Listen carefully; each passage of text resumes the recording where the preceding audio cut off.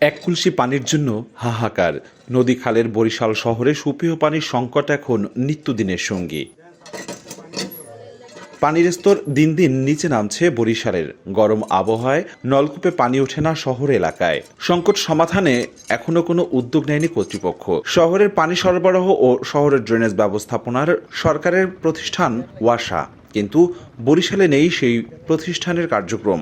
নাগরিক সমাজের প্রতিনিধিদের অভিযোগ, সব ব্যবস্থাপনা নিজেদের হাতে রাখতেই ওয়াসার মতো প্রতিষ্ঠানের কার্যক্রম শুরু করতে দেয়নি সিটি কর্পোরেশন। পয় নিষ্কাশন এবং পানি এই বিষয়টা ওয়াসা দেখবে।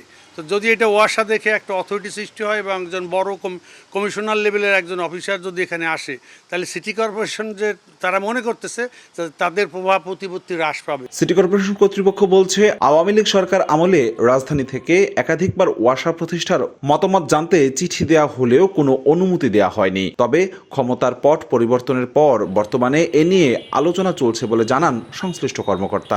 ব্যক্তিগতভাবেই ওয়াসার সাথে ওই স্থানীয় সরকার বিভাগ কথা বললাম, তারা বললো যে খুব অ্যাপ্রিসিয়েট করলো যে এটা খুব ভালো খবর, তো আপনারা যদি দেন তাহলে আমরা এখানে তাড়াতাড়ি ব্যবস্থা করব। এই মুহূর্তে আমরা উদ্যোগ নিইনি, এটা আলোচনা করতে হবে, আলোচনা করে পরে সিদ্ধান্ত।